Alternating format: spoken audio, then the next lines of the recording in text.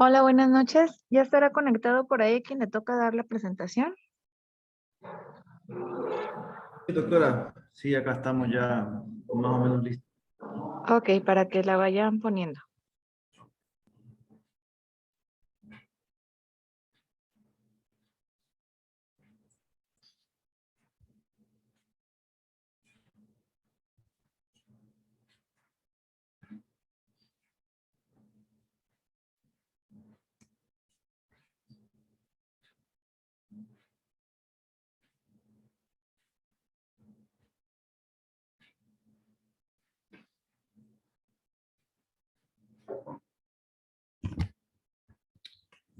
Bueno, buenas noches a todos. Mi nombre es José Neftalí Ayala y vamos a comenzar con la segunda parte de la clase que no se pudo terminar el día de ayer, ¿sí? ¿Me pueden escuchar y se ve bien la pantalla? Sí, todo bien, nada más la pantalla no está en modo presentación.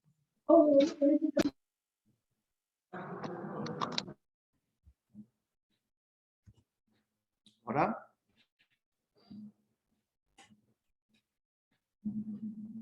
¿Se ve en modo presentación? No, primero tienes que poner la presentación y después pones compartir pantalla. Ah, ok, perdón. Sharing.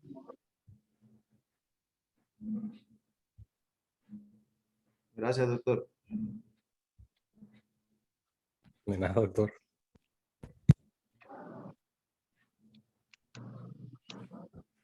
Si pongo la presentación, no puedo ver la pantalla de Zoom.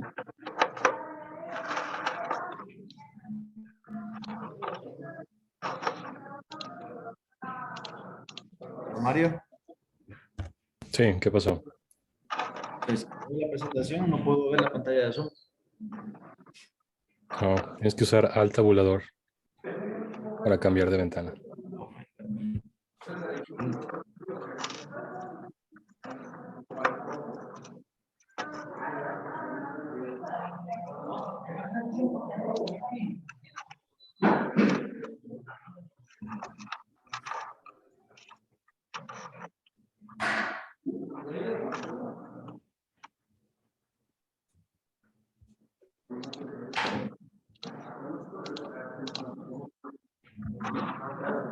Ahora, doctor Mario. No, ya quedó. Perfecto. Bueno, vamos a hablar un poco acerca de blefaritis, continuando con la presentación que hizo el doctor Arroyo el día de ayer, ¿sí? Quise ser un poco resumida para no tocar los mismos temas que tocó Arroyo el día de ayer. Vamos a hablar primero, uy, ahí está. Generalidades, ¿sí? Pero tenemos que saber que la blefaritis es la inflamación de los párpados, generalmente de evolución crónica o subaguda, ¿verdad? Existen múltiples causas de blefaritis, como ser infecciosas, inmunológicas, alérgicas y causas predisponentes como ser rosácea. Tiene una estricta relación con la degeneración de glándulas del mecomio y cura, pues cura está como diríamos, en veremos, está en estudio, no hay un tratamiento conciso para esta enfermedad que digan que se toma este tratamiento o se aplica este tratamiento y ya no va a volver a tener blefaritis. Clasificación, pues, se divide básicamente en dos, que es la blefaritis anterior y la blefaritis posterior. La anterior, pues, es de origen dérmico, por decirlo así, es causada por el estafilococo. Y la blefaritis posterior, generalmente por la disfunción de la glándula del mecomio. Vamos a hablar de la blefaritis anterior, ¿sí? Síntomas, que es lo que el paciente refiere. Básicamente son estos síntomas que están acá, son ojo rojo, irritación, sensación de cuerpo extraño, sensación de quemazón y sensación de picazón o comezón. Los signos, pues lo que nosotros podemos ver a la lámpara de hendidura, pues generalmente se ve una irritación de los bordes de las pestañas, collaretes, triquiasis, hiperemia conjuntival, cambios papilares, tanto superiores como inferiores, y un compromiso epitelial dependiendo de la severidad de la alfaritis y del compromiso que tenga el paciente de la aplicación del frote de los ojos. La fisiopatología. Está muy poco estudiada, pero se considera que es producto de la susceptibilidad local o hipersensibilidad a la colonización bacteriana. La persona que describió esto primero fue Tygerson, como lo dijo el doctor Arroyo, es donde se aisló estos dos microorganismos, como son el Staphylococcus aureus y el Staphylococcus epidermidis en sus estudios. Estudió aproximadamente de 235 a 350 pacientes y también está asociada, como les mencioné, a la dermatitis seborreica. Tratamiento, pues no hay cura, generalmente es tratamiento sintomático, el paciente tiene que saber que es una condición crónica, hay que tomarse el tiempo para poder explicárselo, ¿sí? Básicamente se hace una higiene palpebral, limpieza de bordes de pestañas con los diferentes jabones que tenemos en el mercado, antibiótico tópico, generalmente se usa en un guanto, y mixto, tanto antibiótico con corticoides, ¿sí? Compresas calientes. Y como les decía, el rol de los corticoides tópicos pues es controversial, ya que no hay literatura que diga que es completamente efectivo para erradicar la enfermedad, ¿sí? Porque básicamente el paciente se cura y a los 6-7 meses regresa con un cuadro similar o igual, ¿verdad? Y ahora les vamos a hablar de la blefaritis posterior o la disfunción de la glándula de Meibomian. Las glándulas de Meibomian se encuentran a lo largo de todos los bordes de los párpados donde nacen las pestañas. Estas glándulas son parte importante de la lágrima. La capa aceitosa de la capa externa de la película lagrimal que impide que las lágrimas se evaporen demasiado rápido, dando estabilidad a la superficie ocular, ¿sí? Es básicamente la principal función de la glándula de Meibomian. Una alteración en la glándula de Meibomian, pues lo que va a producir es que no va a secretar o va a secretar una mala calidad de capa lipídica en la superficie ocular. La degeneración de glándulas de Meibomian pues es la pérdida o alteración de la función glandular, incluye deficiencia congénita, procesos neoplásicos y también infecciones agudas o crónicas. Los síntomas básicamente son similares a los de la blefaritis anterior, con la diferencia pues que estos van a tener una inestabilidad en lo que es la visión. El paciente va a referir visión borrosa, ¿cómo se dice? Que va a ver, siente que está viendo a través de un vidrio con aceite o esmerilado, que produce mucha inestabilidad en la visión, ¿sí? Signos, pues tienen irregularidad en el margen palpebral, telangiectasias, obstrucción de las glándulas de Meibomian, pouting glandular, un Meibomian alterado que puede ser espeso, sebáceo o no tener, un breakout time alterado, o un menisco lagrimal alterado y un test de Schimmer alterado. Básicamente va a estar alterado entonces tanto la capa acuosa como la lipídica. La degeneración de glándulas de Meibomian cursa con un cuadro obstructivo dependiendo de la severidad, duración de su condición, resultando la elevación de los orificios de las glándulas de Meibomian, así como lo vemos en la foto del lado derecho superior. Esto que vemos acá se llama pouting glandular, o sea que las glándulas están tapadas, están selladas por contenido sebáceo, por grasa. Anormalidades de la película lagrimal es un indicador indirecto de calidad y cantidad de lípidos requeridos para estabilizar la superficie ocular. Este esquemita que tenemos aquí, pues, es un círculo vicioso en donde juega un rol importante, en donde lo explicó el doctor Arroyo el día de ayer, tanto de la generación de glándulas de Meibomian como la fisiopatología del ojo seco, ¿sí? ¿Cómo vamos a evaluar la blefaritis posterior? Primero, el diagnóstico pues es clínico en la lámpara de hendidura, en donde vamos a ver collaretes, hiperemia, telangiectasias, una alteración en la lágrima, ¿sí? Pero también tenemos estudios de gabinete, como el que les estoy mostrando en este momento. Uno, pues, medir el menisco lagrimal, que se puede hacer clínicamente, pero es muy difícil. Más sin embargo, pues tenemos tecnología en nuestros tiempos que nos ayudan a facilitar la medición del menisco lagrimal, como por ejemplo aquí en la imagen superior izquierda, en donde es una imagen tomada con el 5 Keratograph de Oculus, en donde fácilmente podemos medir, como ven ahí en la imagen, el menisco lagrimal, el espesor. Tomando en consideración, pues, en este estudio el menisco lagrimal lo toman normal arriba de 0.2 milímetros, ¿sí?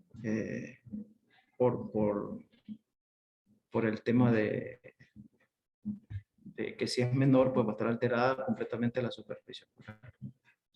El break-up time se los mencioné, pero aquí tenemos el knee boot. Es non-invasive break-up time, que es la imagen inferior izquierda, que es también tomada por el mismo equipo. Y este lo que hace, pues mide el break-up time sin necesidad de fluoresceína ni nada por el estilo, ¿sí? Y es bastante acertada.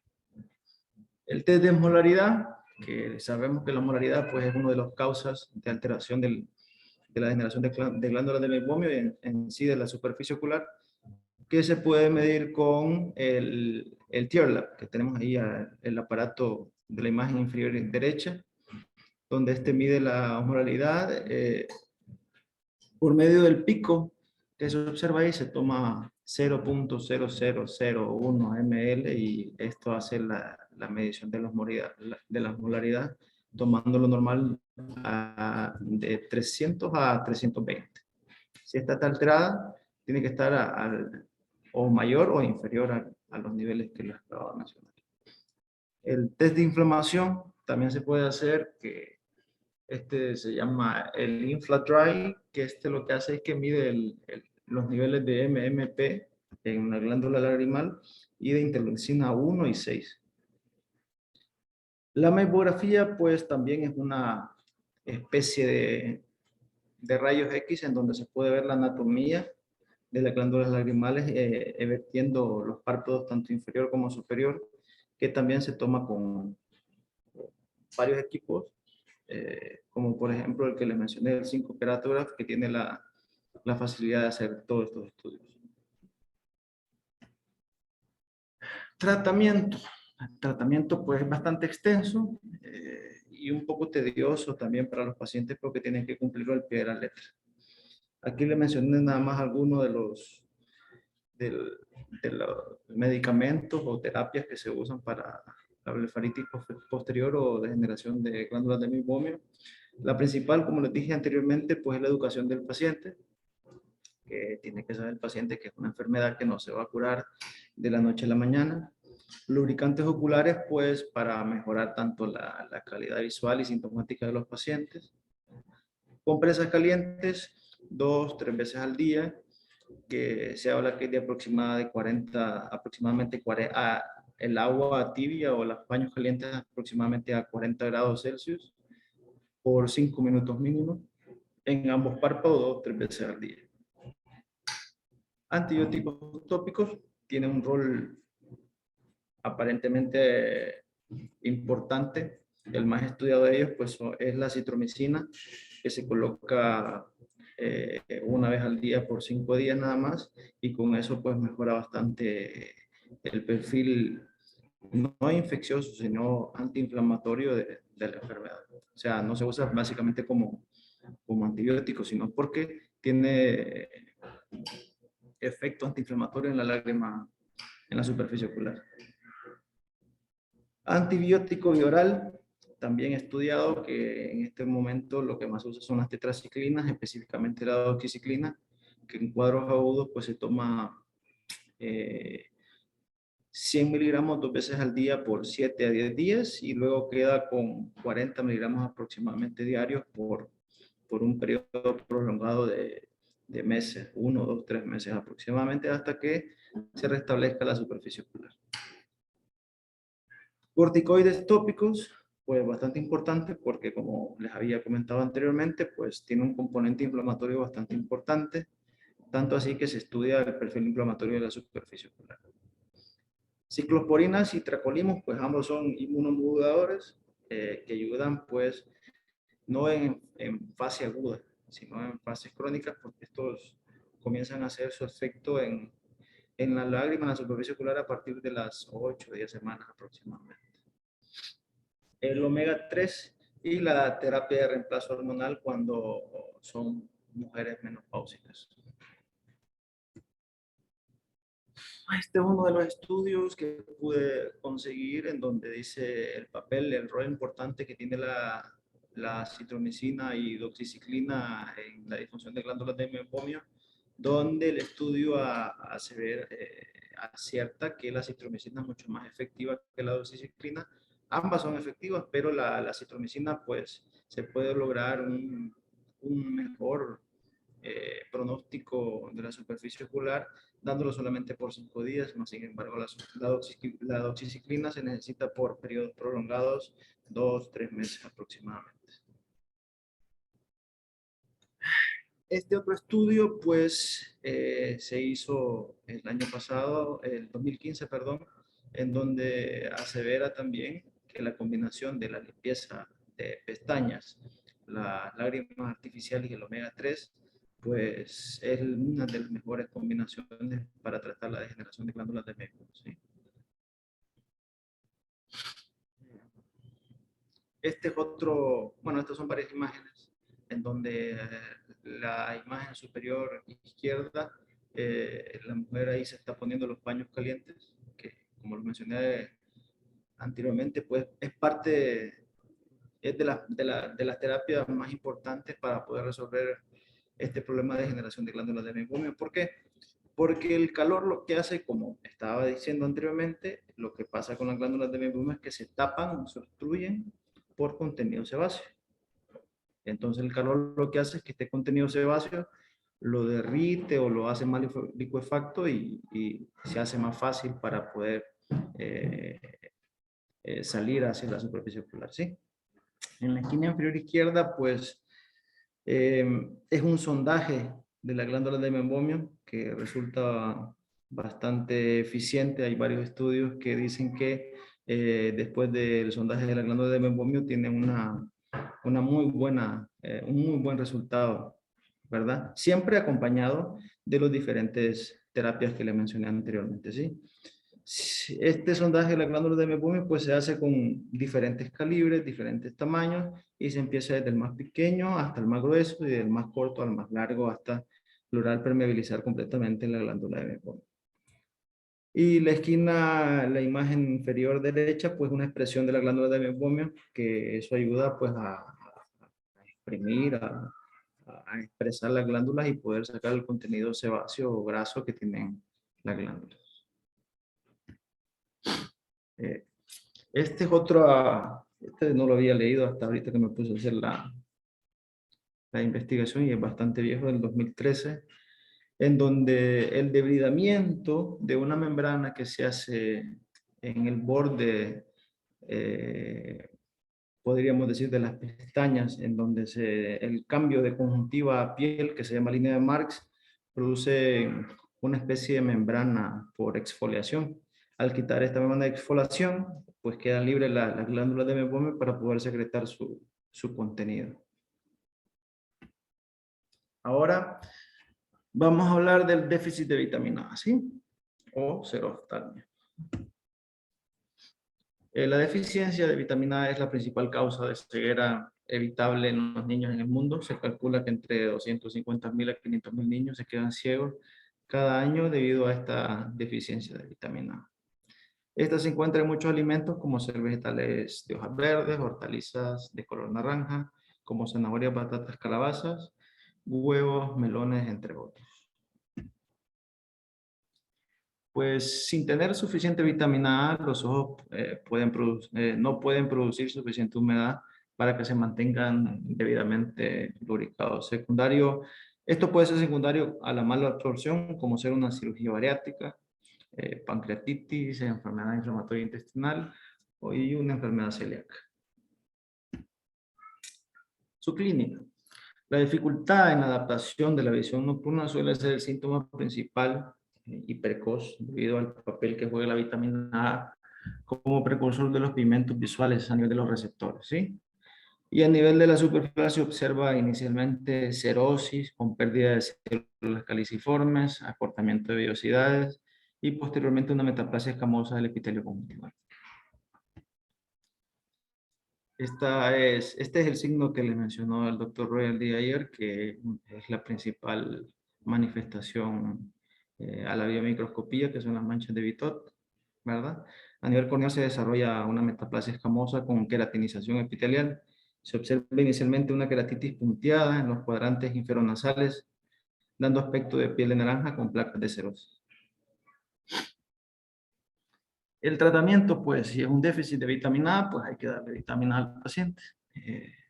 Se dice que el nivel preventivo de la edad pediátrica de vitamina A es alrededor de 100.000 a 200.000 unidades internacionales cada 4 o 6 meses intermitentemente, ¿verdad? Y el tratamiento puede ser autólogo, ácido retinoico, tópico al 0.05%, y en casos graves o complicados, pues una queratoplastia penetrante, perdón. Y por último, la queratitis por lente de contacto, que también ya se puso en su momento, que vamos a hablar así superficialmente por ella y luego la vamos a discutir. Generalidades: la adaptación de lentes de contacto sobre la superficie ocular produce cambios tanto alérgicos, infecciosos, anatómicos y metabólicos, que la combinación de estos o estos solos, pues produce intolerancia a la lente de contacto. Muy importante saber que es la cuarta causa de ceguera a nivel mundial, secundaria a queratitis bacterianas, secundarias a lentes de contacto.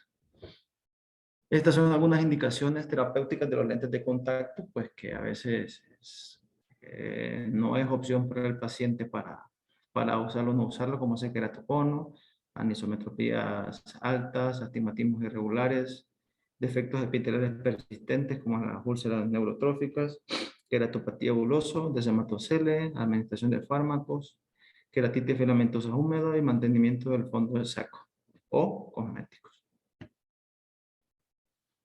Su fisiopatología: estas son las principales efectos que causan los lentes de contacto a nivel de la superficie ocular, como ser hipoxia y alteraciones metabólicas, efectos mecánicos, cambio de la flora normal y queratitis, toxicidad y alergia. Y todo esto inicia por la mala oxigenación de la córnea y por los cambios de presión hidrostática que se dan en la córnea. Este es un pequeño esquema donde explica cómo funciona la película lagrimal o cómo afecta el lente de contacto la superficie ocular, ¿sí? Aún no se conoce el mecanismo interno a través cómo un microorganismo patógeno se adhiere y habita el lente de contacto. Se acepta que los microorganismos son capaces de adherirse a las superficies ecológicas a través del pilis o microfibrillas, conocidos generalmente como adhesinas. Es lo único que tenemos descrito hasta el momento, ¿sí? La asociación de queratitis microbiana y de lente de contacto se debe fundamentalmente al estado de debilidad relativa que guarda el epitelio hipóxico, la que anudada a un roce continuo de lente de contacto sobre la superficie corneal genera en forma localizada pequeños puntos de erosión sobre el epitelio, que es una vía de colonización y de implantación bacteriana, ¿sí? Factores de riesgo: desinfección inadecuada, diabetes, afaquia y tipo de lente de contacto, hidrogel, silicona e hidrogel, donde se dice que los de hidrogel y silicona tienen más factores predisponentes a producir queratitis por lente de contacto. Los microorganismos asociados: estos han sido los que más frecuentemente se aíslan, como son la Pseudomonas aeruginosa, Staphylococcus aureus, Staphylococcus epidermidis y la Cantamoeba. Y aquí al lado derecho, pues miramos cómo se producen las reacciones, tanto inflamatorias a nivel de la cámara anterior como a nivel del epitelio. El tratamiento controvertido, no controvertido, sino que hay múltiples opciones de terapia, como ser los antibióticos que ya todos nosotros conocemos y también los fortificados, ¿verdad? Vancomicina, ceftazidima, entre otros, que ya lo mencionamos en la clase anterior, por eso no lo quise ahondar tanto en el tema. De momento pues sería todo. No sé si tienen alguna pregunta, quieren agregar a la presentación.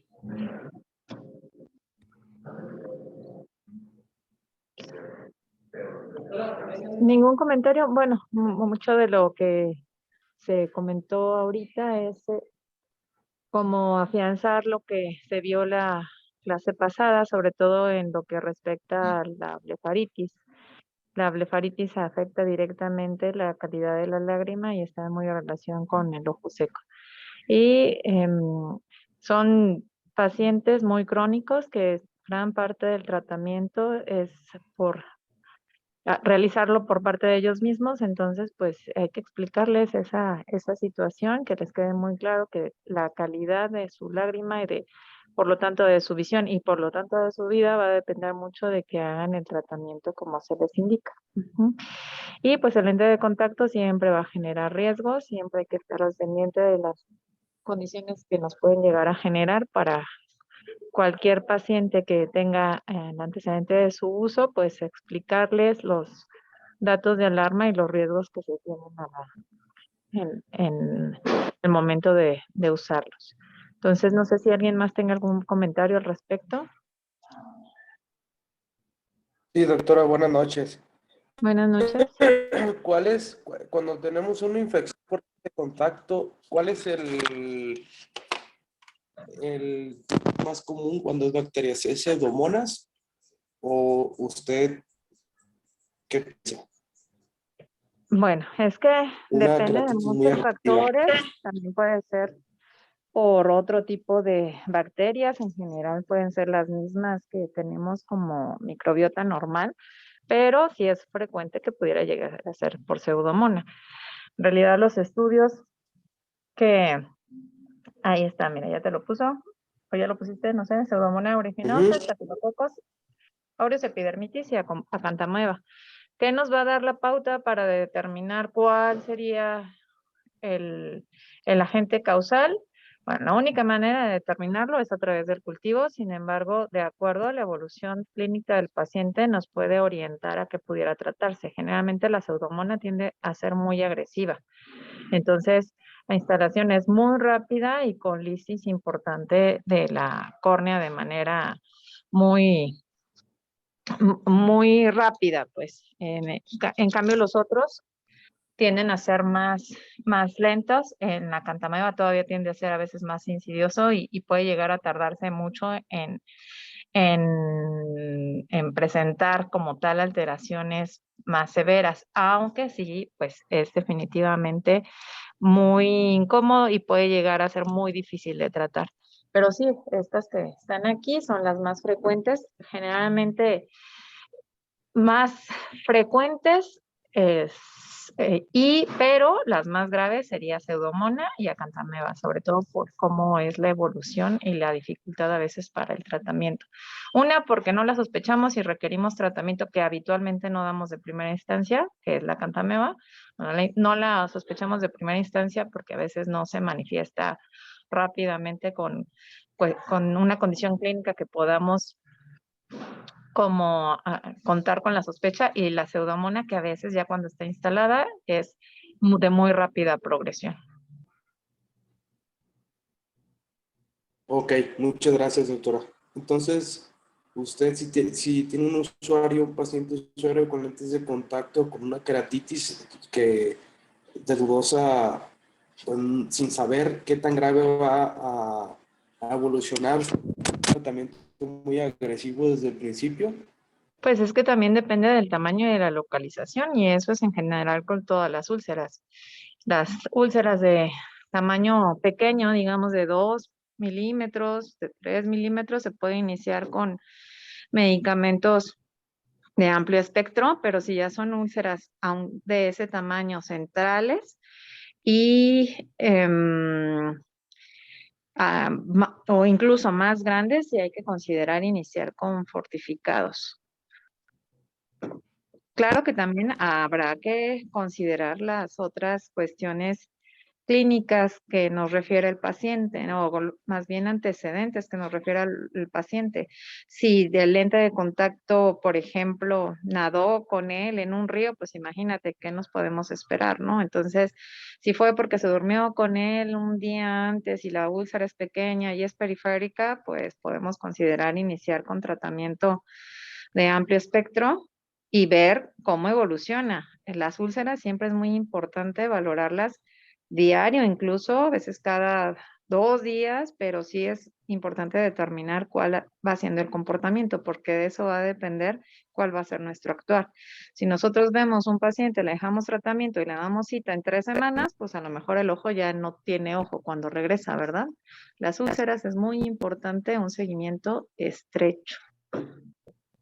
Doctora, ¿cuál es el fortificado que usted utiliza más en este tipo de úlceras? Sobre todo, pues sé que es el de amplio espectro, pero ¿cuál es el que usted más No, indica? bueno, es que si estamos hablando de amplio espectro, tenemos que considerar que utilizamos ciclosporinas de cuarta generación o como moxifloxacin o es como el CIMAR, por ejemplo, o el Vigamoxi sería lo que utilizamos, pero ese no es un fortificado, ese es el medicamento que utilizamos para cubrir la mayoría de lo que pudiera estarnos causando problemas. Pero si ya hablamos de fortificados, entonces lo que utilizamos de manera común es ceftazidima y vancomicina. Ujú. Para cubrir tanto positivos como negativos. Muy bien, muchas gracias. Creo que hay algo muy Y si importante que tenemos, mencionar. Ok, perdón. no, nada más, y si tenemos la sospecha que se trate de algo micótico, pues claro que tendremos que agregar algún antimicótico. Ajá. No, algo muy importante que mencionó usted, estar controlando al paciente cada 2, 3 días. ¿Por qué? Llega el primer día un paciente que se golpeó con que X o Y cosa en el ojo y se hizo una úlcera, ¿sí? Generalmente esa úlcera cuando llega a la clínica, a la guardia, pues llega clara. No es lo mismo que sea central, por ejemplo. No es lo mismo que llegue ese día a la guardia central y esté clara, esté transparente, uno inicia un antibiótico de amplio espectro, ¿sí? Y si al cuarto o quinto día llega, como la foto que tengo aquí en esta diapositiva, no vamos a continuar con el mismo antibiótico, vamos a tener que sospechar que este paciente pues tiene un bicho ahí medio raro. Entonces yo creo que ahí es donde se iniciarían los colibrios fortificados de vancomicina, ceftazidima y entre otros medicamentos como ser los ciclopénicos para mejorar las molestias de este paciente. Y con respecto a eso, sí es muy importante el evaluar, determinar las características de la úlcera, porque si desde el inicio es una úlcera que se observa que es de gravedad, no solo por tener el agente causal, sino por las condiciones a veces legales, es conveniente realizar un cultivo. Eso es muy importante. Ya sabemos que muchos de los cultivos en oftalmología salen negativos, pero es ideal contar con el haber realizado un cultivo como para tener la orientación en caso de que algo salga en el mismo o para desde la parte legal también. Pero me parece que comentó en una charla de queratitis por lente de contacto que no lo hacían aquí en Guadalajara, ¿o sí? ¿Que el cultivo? Sí. Ok. Ah, no, perdón, el No sé. PCR fue que dijo que no se hacía. Perdón. No, no. O sea, el PCR, no, no, sí se hace. PCR también se Ese es. hace. Ah, La situación con el PCR es que el PCR se hace de acuerdo a lo que estamos sospechando. Si yo sospecho, por ejemplo, que es un herpes, tengo que mandar y decir, estoy sospechando que es un herpes y le corren el tipo específico de herpes que estás pensando. Entonces, si no es eso, no te va a salir otra cosa. Esa es claro. la dificultad, vaya, con el PCR. Cultivo sí se hace. Sí, se hace. Ah, ok. Perfecto. ¿Algún otro comentario? Si no, para seguir, no sé qué otro tema tengamos por ahí.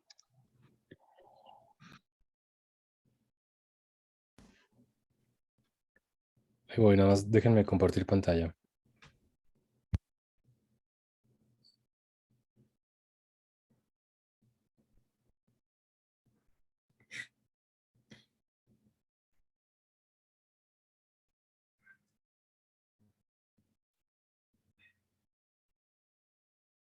¿Listo? Ahí se ve en modo presentación.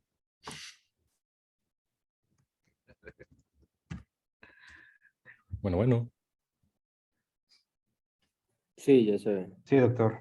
Ah, perfecto. Bueno, vamos a hablar mi compañero, el doctor Manuel y yo, sobre las anomalías congénitas de la córnea.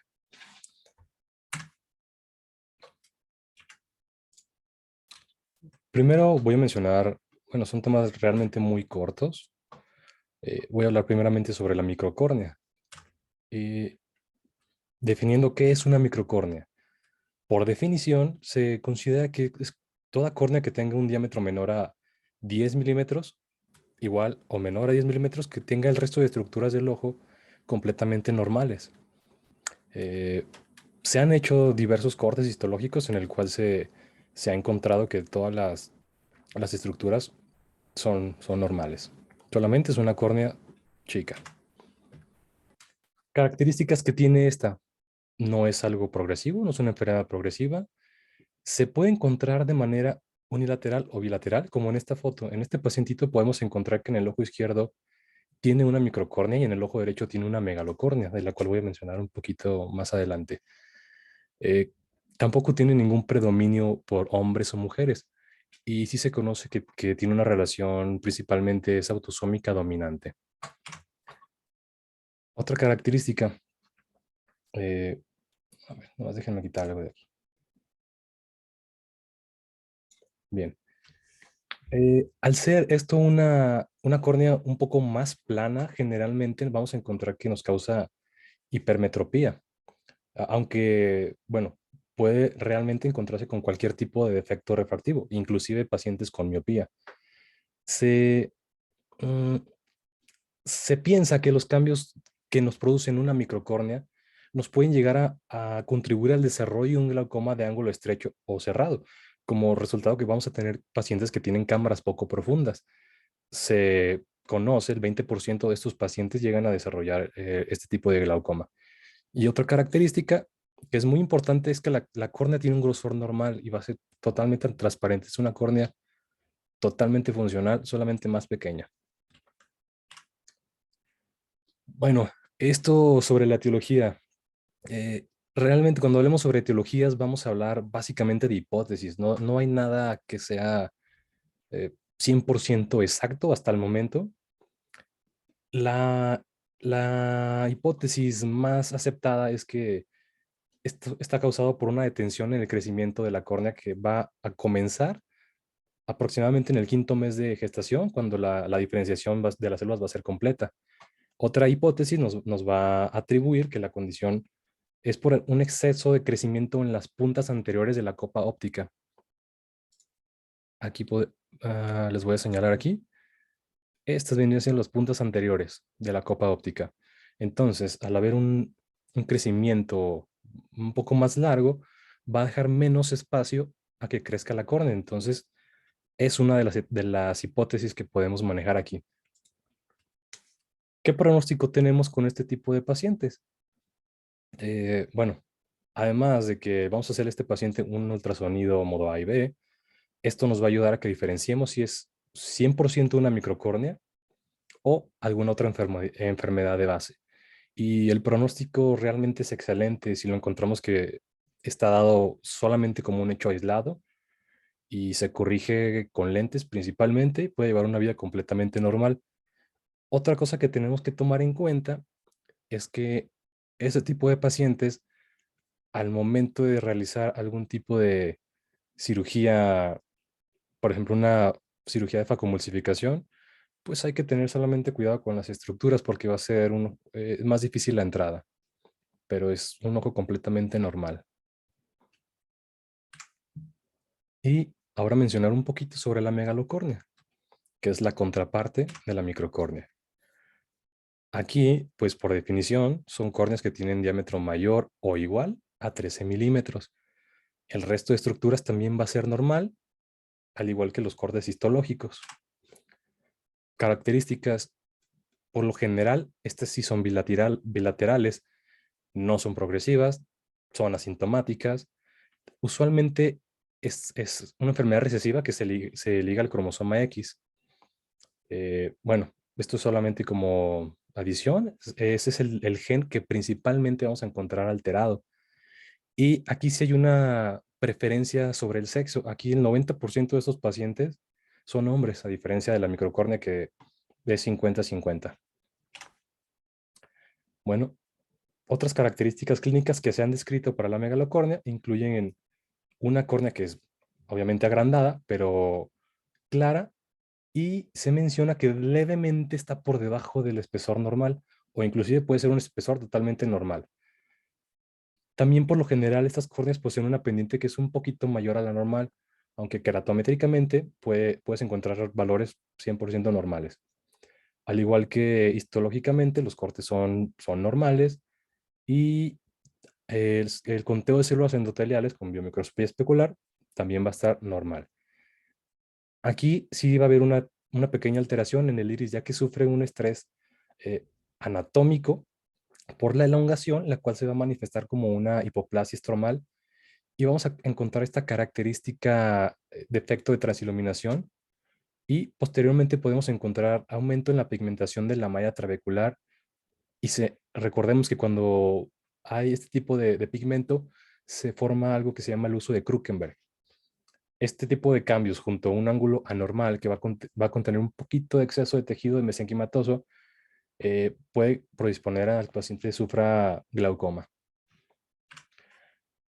La etiología, un poco más de lo mismo de la microcórnea, no se conoce exactamente, pero se han propuesto muchas teorías en las cuales la más popular aquí nos va a sostener que esto ocurre debido a un defecto en el crecimiento igual en la copa óptica, donde las copas aquí no se cierran. Aquí en lugar de crecer más, aquí las copas no se cierran, dejando así, al contrario, mucho espacio para el crecimiento de esta córnea. Otra de las hipótesis que nos han comentado es que se detienen de manera espontánea el desarrollo desarrollo de un glaucoma congénito, el cual se va a detener de manera espontánea, entonces va a crecer un poquito más el ojo, pero sin llegar a ser una, un ojo glaucomatoso.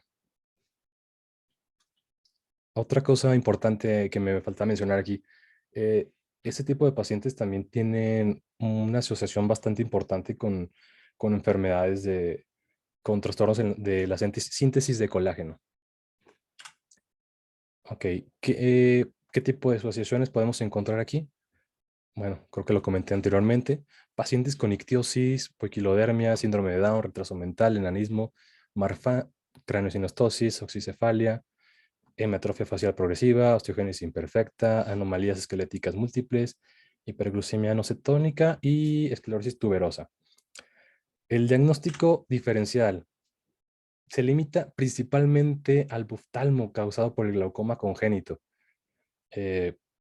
¿Cómo vamos a diferenciarlo? Bueno, vamos a apreciar signos obvios y clásicos que son presión intraocular elevada, estrías de HAP y cambios a nivel del disco óptico. Sin embargo, esto es muy importante ya que en casos de más leves de un glaucoma congénito, estos hallazgos pueden ser inclusive no muy evidentes. Entonces la diferenciación puede ser un poco más complicada, pero bueno, vamos a encontrar que la megalocórnea tiene una región limbal la cual está muy claramente delimitada. Eso es muy característico de la megalocórnea y que no vamos a encontrar en pacientes con un glaucoma congénito. Tratamiento. No tiene un tratamiento definitivo, además de la corrección que tú le vas a realizar al paciente de su problema refractivo. Eh, Sin embargo, en este tipo de pacientes, pues los exámenes oftalmológicos se tienen que hacer de manera muy rutinaria para poder detectar y monitorear los diversos hallazgos que vamos a encontrar asociados al resto de patologías.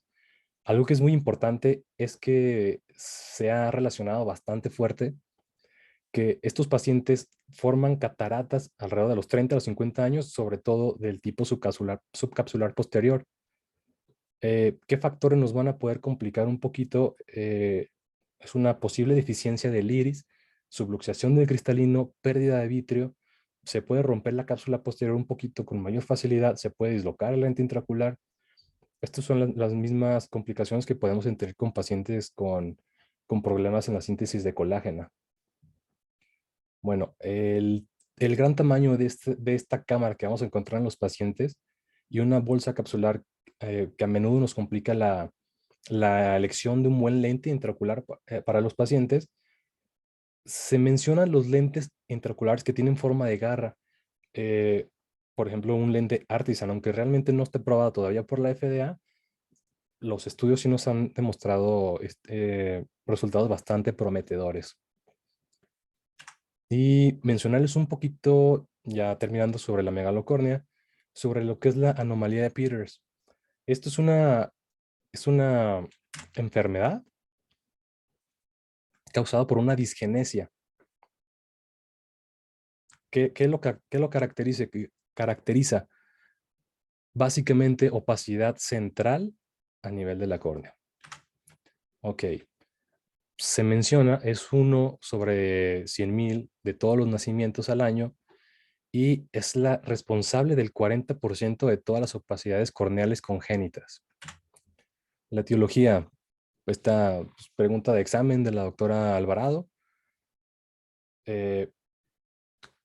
tiene mucho componente genético. Hay diversos, como podemos ver aquí, no solamente es un gen el cual está asociado, son múltiples genes los cuales se encuentran asociados que nos pueden llegar a dar no solamente una presentación de la enfermedad, sino diversas, y se encuentra asociado a otro tipo de patologías.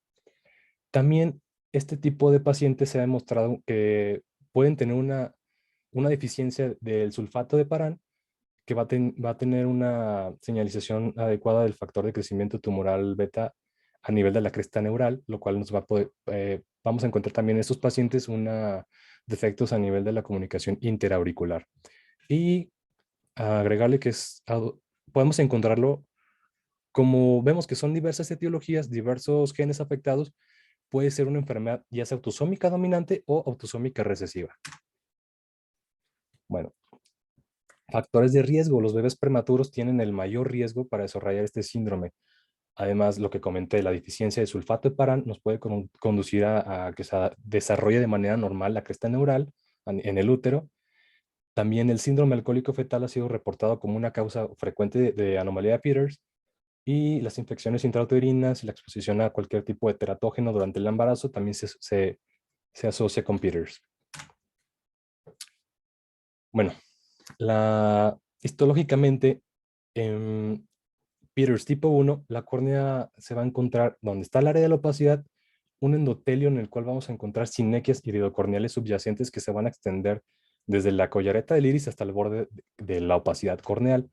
También vamos a encontrar diversos cambios histológicos en la membrana del Descemet.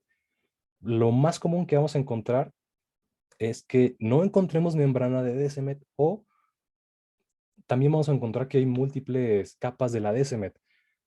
Por lo mismo, misma característica, no solamente es un solo gen, una sola enfermedad, son diversos tipos de genes que nos llevan al mismo problema.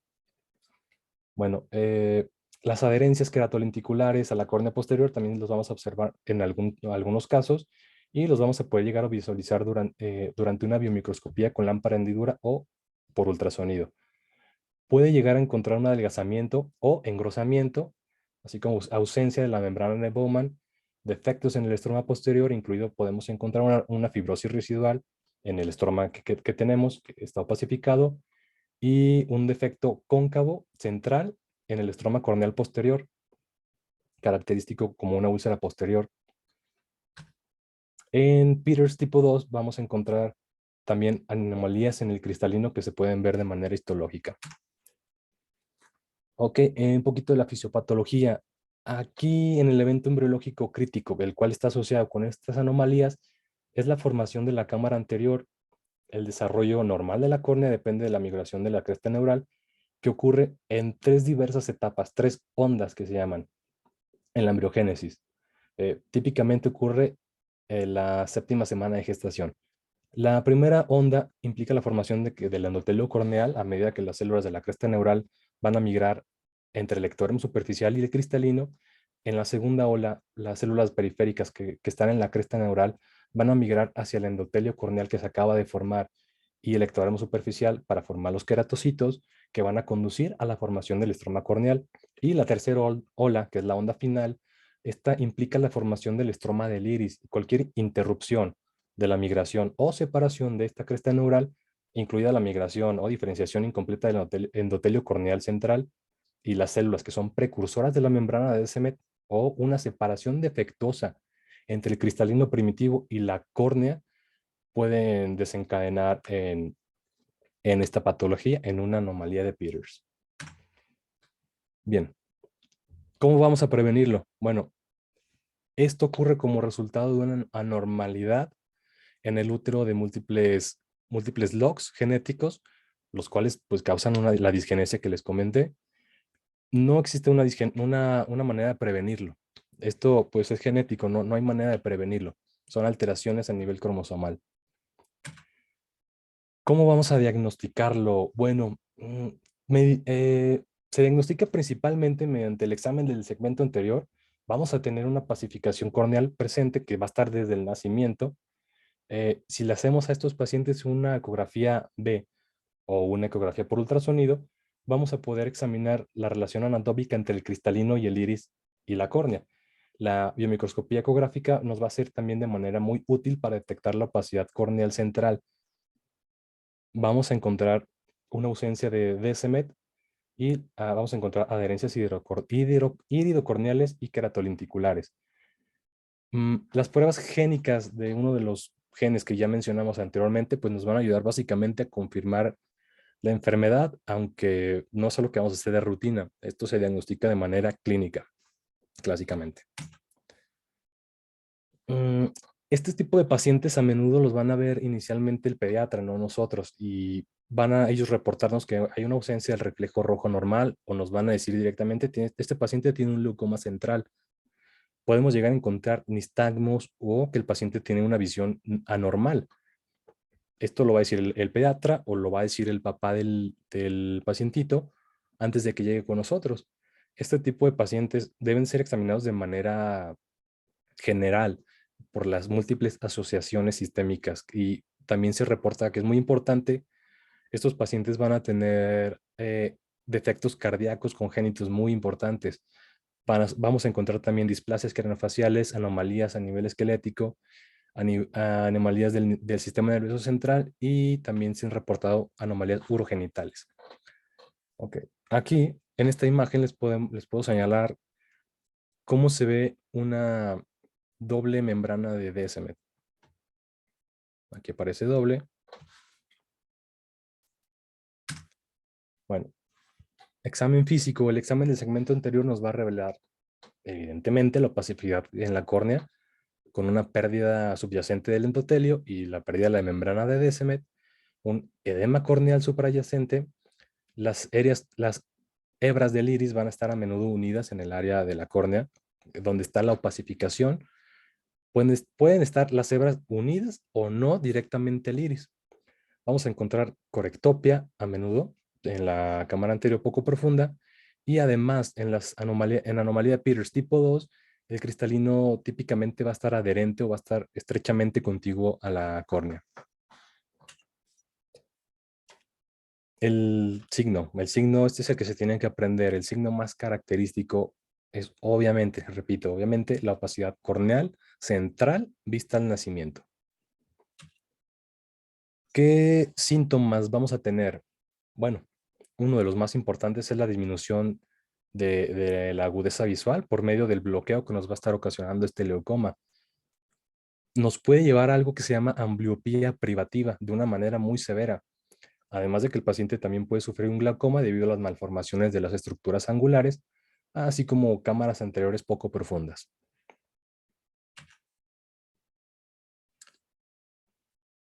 Los diagnósticos diferenciales son estas enfermedades muy similares, las cuales los podemos categorizar mediante esta mnemotecnia, que incluye las enfermedades como esclerocórnea, lágrimas en DSMET, úlceras metabólicas, anomalía de Peters, distrofias endoteliales y quistes dermoides.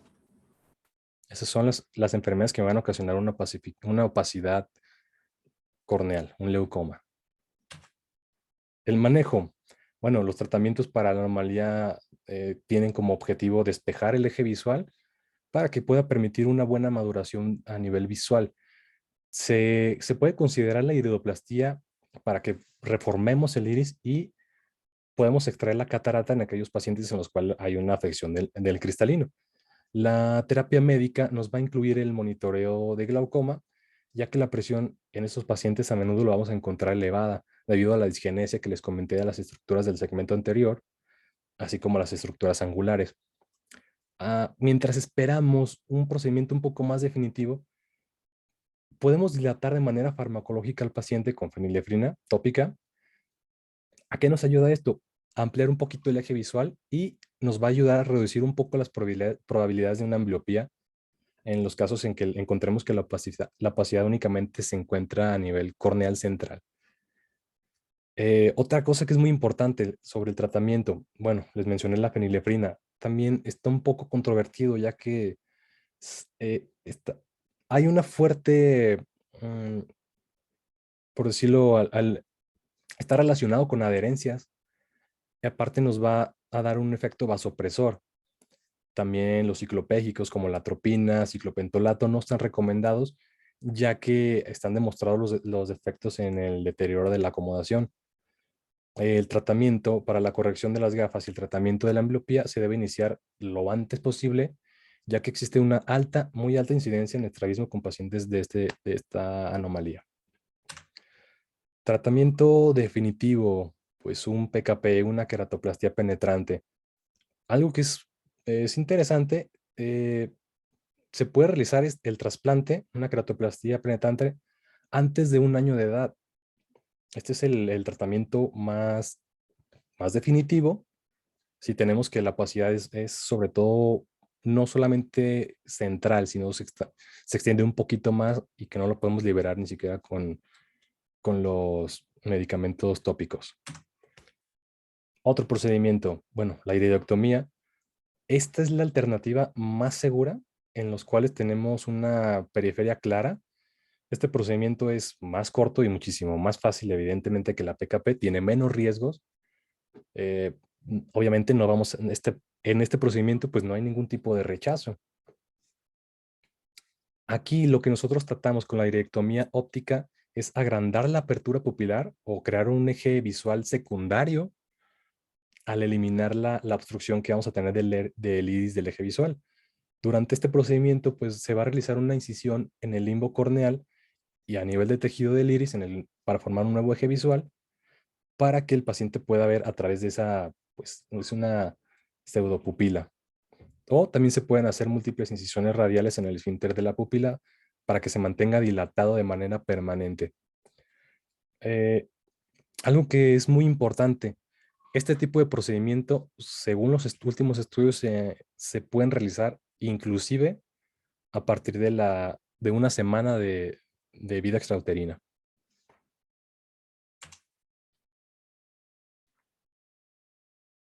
Y ahora vamos a pasar la de mi compañero. Gracias, doctor. ¿Cómo están todos? Muy buenas noches. Ahí voy, déjala paso. Bueno, en lo que la van pasando, nada más hablando de estas anomalías, realmente lo principal pues es identificarlas a tiempo para poder ofrecerle algo a nuestros pacientes pediátricos. Son afortunadamente pocos los casos, sin embargo, cuando no se identifican a tiempo y no se hace algún tipo de opción, pues el pronóstico es malo para el desarrollo visual. Pero el considerar un trasplante de córnea en pacientes pediátricos también conlleva mucho riesgo. Entonces, hay que evaluar riesgo-beneficio, valorar otras posibilidades, como comentó acerca de las iridotomías, para ayudar a más bien buscar otro eje óptico. Y antes de pasar al tema que sigue, sí me gustaría saber si están al pendiente de lo que uno les dice, ¿verdad? Porque luego uno les dice mentiras. Hace rato les dije algo y me quedé pensando, no se los dije bien, estaba pensando en otra cosa, estaba dando una receta a un paciente. Entonces, un punto a quien me diga que les dije mal.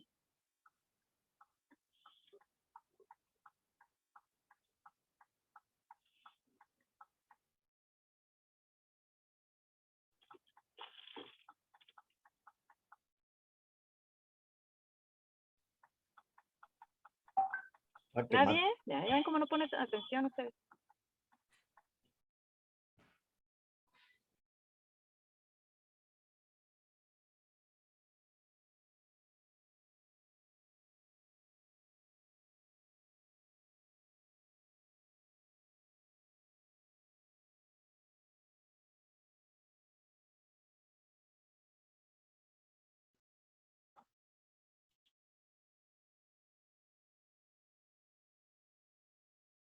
¿Nadie se cuenta?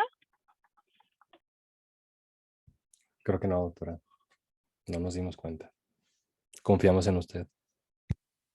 Es como el Baldor, doctora. Está muy cañón encontrarle un error.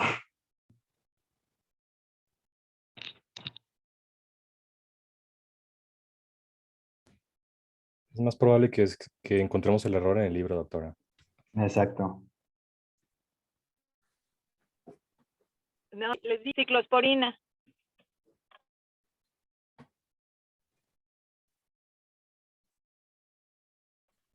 En lugar de fluoroquinolona. Después dije, ¿qué les dije? ¿Qué les dije?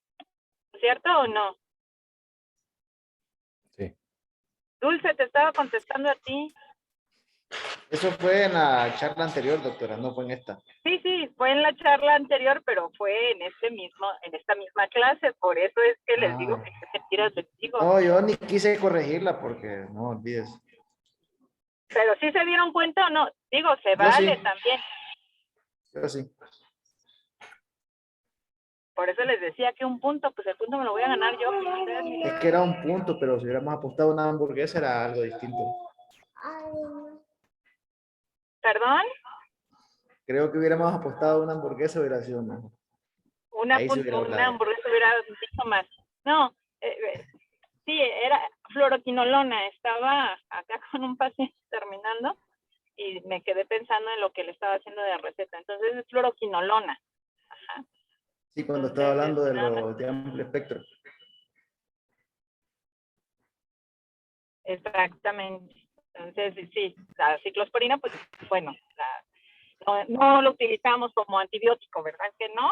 Entonces, por eso dije, bueno, o no me ponen atención o todos están dormidos. Se vale que me corrijan también. De repente se nos van, de repente estamos en otra situación y no quiero que se queden con esas ideas, ¿no? Ay, la doctora dijo ciclosporina de cuarta generación, ¿esa cuál es? Pues no, ¿verdad? Entonces, pues nada más quería hacer esa corrección, aparte de lo que ahorita les comenté de la plática pasada. Entonces, continuamos con esta parte de Manuel. Sí, doctora. Sí, ¿verdad? Sí. Muy bien. Y aquí estás. Aquí Hace ando. años que no te veo. Sí, doctora, ya tiene un ratito. Estabas escondido. Muy bien.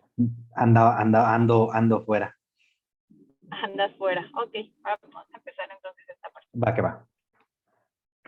Bueno, ¿cómo están? De nuevo, muy buenas noches. Vamos a comenzar con esta parte de la sesión hablando del síndrome de Axenfeld-Rieger, que así como la anomalía de Peters, pues es una enfermedad genética rara. La siguiente, por favor.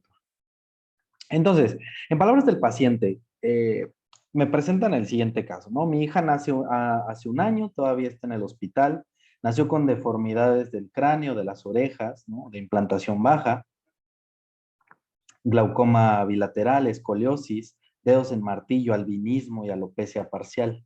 Los problemas son a los dos lados del cuerpo, pero más severos en el lado izquierdo. Vamos a comenzar con una presentación que no se dirige propiamente a la parte oftalmológica. Siguiente. Pero obviamente pues nos vamos a centrar en este aspecto porque es a fin de cuentas lo que nos atañe. Es una enfermedad genética con 3 subvariantes, ¿no? En su espectro. Se basa en una disgenesia ocular del segmento anterior con las anomalías sistémicas que mencionamos en la primera diapositiva.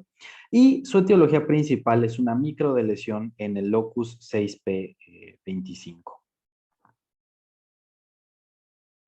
Fue descrita a principios del siglo pasado como un conjunto de anomalías oculares que afectan mayormente al segmento anterior y es la combinación de 2 anomalías, Axenfeld y Rieger. Axenfeld, esencialmente anomalías de la línea de Schwalbe, ¿no? Una línea de Schwalbe prominente, desplazada de forma anterior, además de un embriotoxón posterior, del cual vamos a hablar en un momento. La anomalía de Rieger, defectos propios del iris central, como pupilas irregulares o hipoplasia estromal. Cuando las caracterizamos como como síndrome, es cuando estamos hablando cambiamos, perdón, de anomalía a síndrome, es cuando estamos hablando de las características oftalmológicas y le sumamos las alteraciones del resto del cuerpo. Ahora, las mutaciones que se han logrado identificar aquí son en los genes presentados en la primera línea, 4, 6, 9, 13, 18 y 21.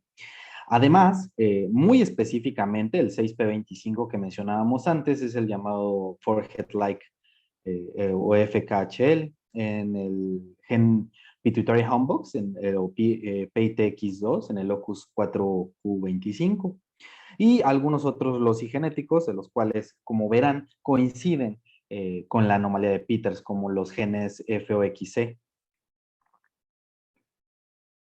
Siguiente, por favor. Bueno, por cierto, nada más como un pequeño dato anexo, ¿no? Las alteraciones que se han llegado a identificar en cuanto a en cuanto al aspecto genético han sido de lesiones, microdelesiones, duplicaciones, con y sin sentido. La epidemiología es alrededor de 1 en 200,000 personas, uno por cada 200,000 nacidos vivos. 10 al 30% son mutaciones en el PITX2, en el locus 4q25, y hasta el 70% son anomalias en los genes FOXC1 y PITX2, ¿no? O sea, como verán, es una etiología totalmente genética y no, pues bueno, no tiene mayor explicación. Las mutaciones son heterocigotas en estos mismos genes y aparecen hasta en un 10 a 16% de los casos. El 50% de estos pacientes va a presentar glaucoma y esa es, al igual que con la anomalía de Peters, nuestro objetivo de tratamiento. Ahora, en cuanto a fisiopatología de la enfermedad, se basa en una migración anormal de la cresta neural en la embriogénesis temprana. El endotelio primordial que cubre la córnea normalmente se debería de reabsorber, cosa que no sucede, provocando el embriotoxón posterior, que es esta exposición anterior de la línea de Schwalbe, que podemos ver en esta fotografía. Las estructuras oculares más importantes dependen de una migración adecuada de la cresta neural, entre ellas el cuerpo ciliar, la córnea, el estroma del iris. Los factores de transposición genética son los que manejan esta adecuada migración. Por lo tanto, cualquier alteración epigenética en estos niveles pues nos va a provocar este tipo de anomalías. Siguiente, por favor. Además del embriotoxón posterior, también se caracteriza por tener un desarrollo anómalo del canal de Schlemm y esto va a afectar la salida del humor acuoso. Por ende, vamos a tener glaucoma en el recién nacido, en el niño en los primeros años de vida. Las afecciones extraoculares del ganglio vestíbulo coclear pueden provocar también pérdida de la audición. Esto se los comento por lo mismo de la presentación del caso. Es raro que se presente un caso así con nosotros directamente, ¿no? Pero, pues si llegara a suceder que como con esta nena, ¿no? La madre del paciente lo refería a que, ay, qué bonitos son los ojos de mi hijo, tan grandotes, pues bueno, ¿no? Y curiosamente tampoco escucha bien. Bueno, entonces ya podemos comenzar a hacer una asociación bastante clara. Siguiente, por favor. Ahora, en cuanto a las manifestaciones clínicas oftalmológicas, para empezar de Axenfeld, tenemos aquí el embriotoxón posterior, como verán, aquí se alcanza a notar cómo la línea de Schwalbe está expuesta a la superficie. ¿Puede apretarle, doctor, por favor? Procesos iridianos que se van a ver prominentes a la gonioscopía y obviamente asociarlo a glaucoma. Siguiente, por favor. Adherencias iridocorneales también son esperadas. Ahora, eso es en cuanto a Axenfeld. En cuanto a Rieger, tenemos opacidad corneal. Aquí recuerdo muy bien una cosa que nos mencionó el doctor Arroyo hace un año. Digo, obviamente el crédito es para él, por favor no me demande. Si nos vamos a las cuestiones de córnea central, pensemos más en Rieger. Si nos vamos a periferia, pensemos más en Axenfeld. Rieger se caracteriza por opacidad corneal central. Siguiente, por favor. Atrofia estromal iridiana. Siguiente. Y bueno, ectropio nubial. En cuanto a la clínica sindromática, nuestro paciente se va a presentar con anomalías sumamente específicas y visibles. La hipodoncia, hipoplasia maxilar, anomalías periumbilicales, protrusión umbilical. O sea, vamos, digo, yo sé que esto no es algo que vayamos a explorar nosotros, pero pues por lo menos lo más visible, como la hipodoncia o la hipoplasia maxilar, puede ser algo que nos salte a la vista, pero también puede ser parte de la plática del paciente, ¿no? Hay que recordar que muchas veces lo que tanto el familiar como el paciente nos pueden decir puede ser bastante relevante, ¿no? Yo sé que muchas veces es un poco cansado escuchar la historia de vida que nos presenta el familiar, ¿no? En este caso, pero de verdad, en este tipo de situaciones, especialmente con los niños, pues, y los pacientes de tercera edad, pues puede ser muy, muy relevante. El niño también se va a presentar con baja estatura para la edad, albinismo, hipospadias, alteraciones urogenitales, al igual que en la anomalía de Peters, síndrome de silla turca vacía y cardiopatías. La evaluación, pues obviamente el diagnóstico es clínico, pero es especialmente genético. Necesita una evaluación integral que requiere necesariamente la derivación a un equipo médico preparado. Como mínimo, este equipo debe incluir un oftalmólogo, un genetista, un pediatra y un internista. Obviamente cardiopediatras, etcétera, son un plus en este tipo de situaciones. El paciente va a requerir intervenciones tanto clínicas como quirúrgicas, pero para fines de nuestro tema, siguiente doctor, por favor. El manejo oftalmológico debe ser totalmente individualizado, debe ir orientado a tratar el glaucoma, obviamente comenzando con con tratamiento médico, pero eventualmente vamos a terminar en trabeculectomía o trabeculotomía. Algunas complicaciones que se pueden presentar, pues son obviamente las propias del glaucoma congénito, que puede terminar en la pérdida de la visión en el niño. Ambliopía, que es relativamente común. Y bueno, pues el resto de complicaciones asociadas a los otros trastornos, la pérdida auditiva total, las complicaciones cardíacas. El pronóstico, pues va a depender mucho de la gravedad de las otras comorbilidades del paciente. Eso es en cuanto a Axenfeld. ¿Alguna pregunta hasta ahí o algún comentario para pasar a esclerocórnea? Magistral, doctor, muy claro. Gracias. Igual que usted. Entonces, en cuanto a esclerocórnea, la esclerocórnea es una disgenesia mesenquimatosa. Se presenta de manera aislada. Puede también ser bilateral, pero es normalmente autosómica dominante. Se manifiesta como un borde corneal periférico blanco, totalmente vascularizado, que se funde con la esclerótica. Parece que la córnea se convierte en una proyección de la esclerótica, en una continuación. Perdón. Normalmente es característica en la anomalía de Peters, como lo habrán visto en la presentación del doctor Mario. Se caracteriza mucho por esta opacidad central. Entonces, siguiente, por favor.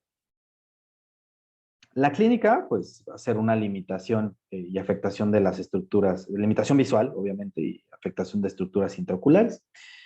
La fisiopatogenia se basa en las fibras de colágeno que van a aparecer desorganizadas y anormalmente grandes. Va a tener un limbo muy mal definido, como habrán notado en la imagen anterior, con extensiones vasculares, esclerales y episclerales, así como conjuntivales. Entonces, vuelvo a mencionar, es como si la córnea se convirtiera en una extensión de la conjuntiva. En cuanto al resto del ojo, vamos a tener una cámara anterior poco profunda, anomalías iridianas, microoftalmos, y se va a acompañar también de anomalías sistémicas, deformidades en extremidades, defectos faciales y genitourinarios. Es decir, estamos refiriéndonos a cuando se presenta junto con la anomalía de Peters. Disculpen, aquí repetí la clínica, pero bueno. La esclerocornia generalizada requiere una queratoplastia temprana, ¿no? Aquí ya no quise ahondar más porque ya lo mencionó el doctor Mario. Hasta esto es todo sobre esclerocornia. Es un tema muy cortito, así que no sé si hay algún otro comentario para pasar al último apartado de esta presentación. ¿No? Bueno. El microoftalmos es nuestra siguiente patología o microoftalmia, conocido así. Hay que entender primero que el 90% del crecimiento postnatal del ojo se va a dar en los primeros 3 años de vida del paciente. Esta es una patología relativamente frecuente. Se va a presentar en un paciente con el ojo pequeño, pero con elementos identificables. Puede ser solitario o puede ser sindromático. ¿Qué quiere decir pequeño? Ahora lo vamos a ver, ¿no? El paciente va a tener tiene usualmente una longitud axial entre 17 y 23 milímetros. En el caso del paciente con microoftalmos, estamos hablando, para empezar, de un diámetro corneal de menos de 10 milímetros y un anteroposterior de menos de 20 milímetros. Su prevalencia es de 14 por cada 100,000 habitantes y no tiene ninguna asociación de género ni de raza. Es bilateral en un 98% de los casos, entonces sí es raro encontrarlo en solitario o en asociación de una megalocornia, como vieron con el doctor Mario. Entonces, algunos factores de riesgo que se pueden asociar a esta patología es de una edad materna mayor de 40 años, nacimientos múltiples, bajo peso al nacer y bebés prematuros. El término microoftalmos se usa por personas que no son oftalmólogos, médicos no oftalmólogos, como un quid pro quo con la oftalmia. Se presenta también una longitud axial de menos de 18 milímetros, una hipermetropía de hasta 8 dioptrías. También se caracteriza por un aumento en el grosor escleral y cambios en el flujo sanguíneo, que a su vez nos van a provocar derrames uveales y desprendimientos coroideos. Como verán, no nada más se basa en decir, bueno, pues está pequeño el ojo, tiene consecuencias severas para el paciente. Un desprendimiento coroideo no identificado a tiempo, pues va a garantizar que ese ojo no sea útil. Ahora, hay un término que quiero mencionar, la microoftalmia compleja. Además del microoftalmos que ya se mencionó, se va a estar asociado a anomalía de Peters y a esclerocornia. Entonces, es básicamente una microoftalmia plus. En su segmento posterior vamos a tener displasias retinianas, displasias vítreas primarias, hiperplásicas persistentes, y pues bueno, es una variedad fenotípica de la enfermedad. La etiología del padecimiento, siguiente por favor. Gracias. Al igual que con el resto de las patologías que hemos platicado el día de hoy, se basa en duplicaciones de lesiones, translocaciones cromosómicas, esencialmente en el gen SOX2. Son mutaciones puntuales que van a garantizarnos pérdidas de funciones heterozigóticas. Estas sí van a ser de novo, entonces no vamos a encontrar, o muy probablemente no vamos a encontrar relaciones familiares. En un 20% de los casos se ha ubicado el locus 3q26. Ahora, hay una entidad patológica conocida como el síndrome de anoftalmia SOX2. Este se caracteriza por una esclerocórnea, cataratas congénitas, displasia de disco óptico, displasia del vitrio primario, perdón, y presencia de vitrio primario hiperplásico persistente. Se va a asociar también a manifestaciones no oculares como el retraso mental, anomalías neurológicas, dismorfia facial, patología esofágica y anomalías genitales masculinos. Este se lo quiero mencionar porque quiero que vean que es el mismo gen, ¿no? Que con microoftalmia. Entonces, digo, para cuestiones de diagnóstico, aquí sí nos vamos a basar más en clínica. Bueno, lo mismo, no es algo que nosotros vayamos a hacer, ¿no? No somos genetistas, pero pues saber un poco más nunca está de más. Está muy asociado, como verán en estas tablas, a varios tipos de mutaciones. Aquí obviamente no es mi intención leerlas ni que sea algo que sepan de memoria, pero sí es para que vean que tiene bastantes tipos de alteraciones. El siguiente, por favor, doctor. Me ando adelantando. Aquí están en esta tabla de un artículo de 2007. Siguiente, por favor.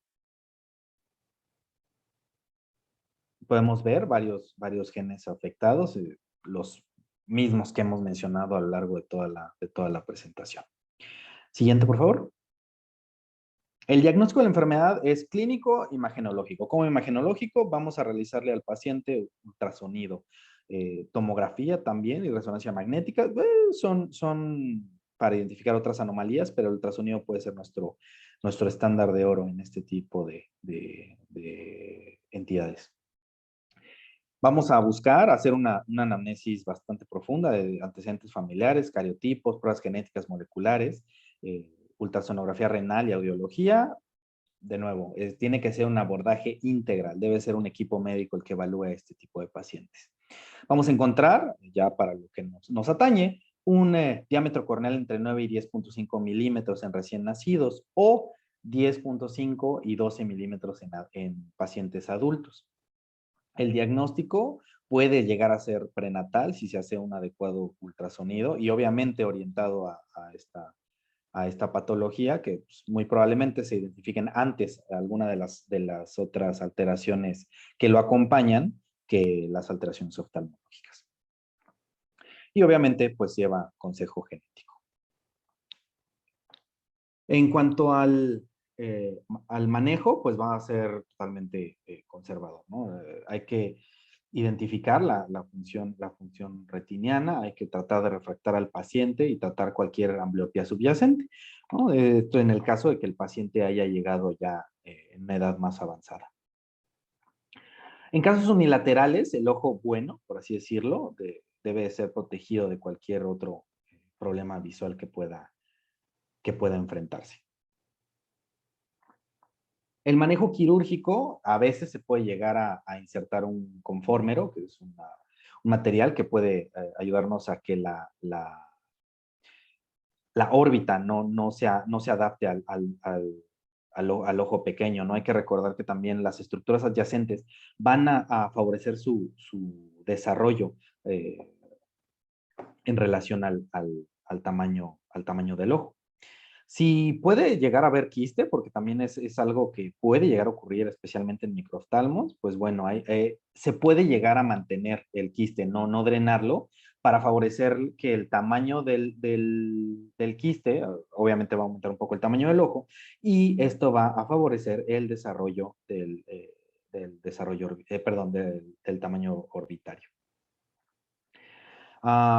Nada más como un pequeño comentario de la literatura consultada, la aspiración del quiste no nos va a prevenir una recurrencia. Entonces es un paciente que si todo sale bien vamos a estar viendo a lo largo de toda su vida.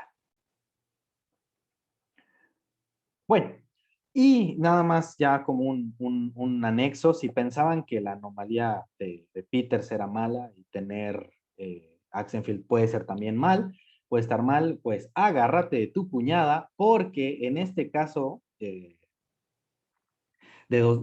publicado este año, podemos ver una paciente de 72 años con ambas patologías. Ella acude a consulta en un hospital de China, con disminución progresiva de la agudeza visual en ambos ojos desde las últimas décadas, ¿no? Creo que a todos nos sonará desde cuando se presenta una patología, señor o señora. Desde hace 10 años. El diagnóstico que se le da es anomalía de Peters con cataratas polares en forma de cono en el ojo izquierdo, sumado a desprendimiento de retina tratado en los dos años previos. Siguiente, por favor. Intervenciones que se le realizaron, se le realizó una queratoplastia penetrante combinada con extracción extracapsular de las cataratas y vitrectomía anterior. La verdad, el resultado no fue muy prometedor. Se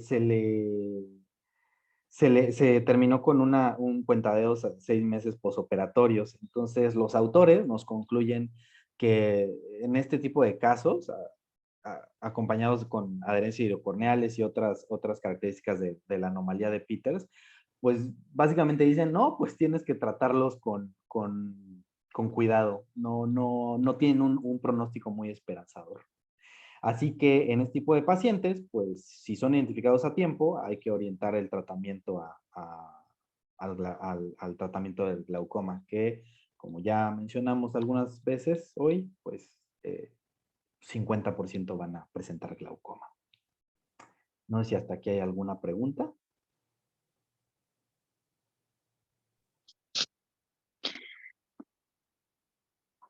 No, ningún comentario, preguntas. Realmente son anomalías que son difíciles de manejar por la cuestión de la complejidad que conlleva. Muchas veces, pues el pronóstico, pues no es bueno, pero pues sobre todo va encaminado a evaluar otras condiciones sistémicas que pudieran afectar al paciente y tratar de dar una calidad de vida lo más o lo mejor posible. Entonces, pues sí, son pacientes que hay que tratar en lo posible y darles una oportunidad, aunque en general pues tienden a ser pacientes con un déficit visual muy severo. En niños, y con este tipo de anomalías, pues, aunque sí está indicado el trasplante, realmente no tienen tan buen pronóstico debido a las propias condiciones de las anomalías oculares que tienen y a que en pacientes pediátricos los trasplantes pues tienen todavía mayor riesgo de rechazo y mayor riesgo de astigmatismo y mayores condiciones de poder desarrollar algún otro tipo de patología, tanto por su enfermedad tal cual como por el mismo tratamiento que les implementamos, como por los mismos cambios que nosotros les condicionamos con estos procedimientos quirúrgicos, como sería el glaucoma. Entonces, pues les tratamos el glaucoma, pero les operamos la opacidad, pero entonces también les generamos más riesgos. Entonces, realmente son pacientes con un pronóstico visual muy limitado. Perfecto, doctora. A la última diapositiva, doctor, por favor, si usted me permite. Ya saben, la diapositiva cultural. Hoy es una pequeña, si no hay otro comentario o alguna otra pregunta, les tengo una pequeña historia de celos.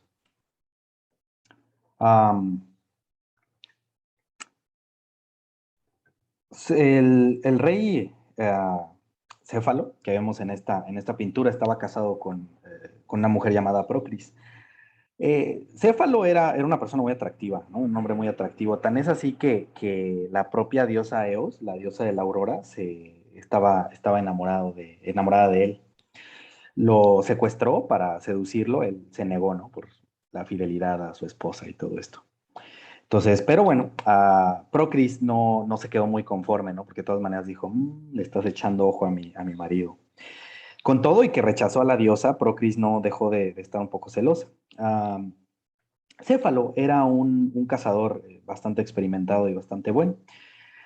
Y él tenía esta tradición de que cuando salía a cazar, llamaba a la brisa matutina, decía, brisa, ven a mí. Algún chismoso lo escuchó en algún momento y sin pararse a ver de qué era lo que sucedía, le contó a la reina que esto estaba pasando. Y bueno, pues la reina para comprobarlo se escabulló entre los arbustos una de las mañanas siguientes. Cuando estaba Cefalo haciendo su llamamiento a la brisa matutina, escuchó que algo se movía entre los arbustos y pues su instinto de cazador no fallaba. Lanzó su lanza y le dio a su esposa, ¿no? Cuando escuchó el grito de una mujer, obviamente dijo, eso no era un venado. Se acercó y vio a su esposa ya en su lecho de muerte, ¿no? Cuyas últimas palabras fueron, por favor, no te cases con esa brisa. Entonces, a veces los celos matan, muchachos. Y no ponerse chaleco de protección para que te vean.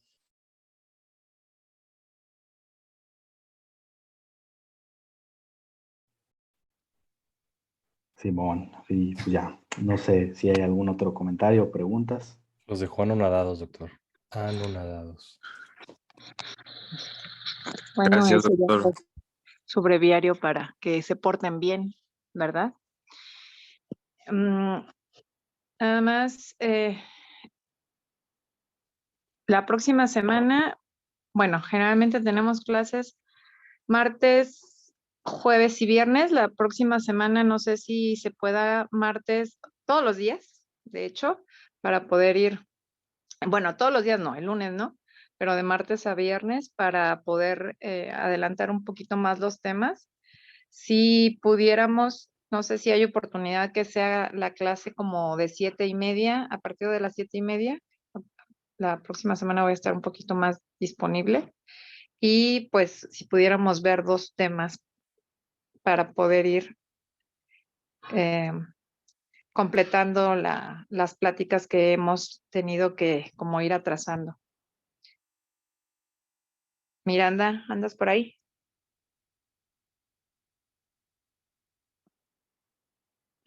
Mirandita, si no me equivoco, está en jornada, doctor. O viene en camino hacia Guadalajara. Muy bien, entonces alguien más que me pueda contestar si tienen algo más que hacer. O se dificulta mucho. Aparentemente no. Ok, entonces sería tratar de ver dos temas o un tema y medio por clase para adelantar un poquito lo que se nos ha atrasado por los cambios y empezar a las 7:30. De todas maneras, igual le comentan a Miranda para ver si me puede confirmar si sí se puede. Yo creo que sí se puede, doctora. Ok, entonces nos veríamos el martes a las 7:30. Sí, doctora. Ok, pues listo. Descansen, buen fin de semana largo. Gracias, Igualmente, doctora. Gracias, doctora. Gracias, Buenas noches. doctora. Buenas noches. Buenas noches. Buenas noches, que Adiós, buenas descanse. noches. Igualmente, bye. Excelente clase, muchachos. Felicidades. Gracias, gracias.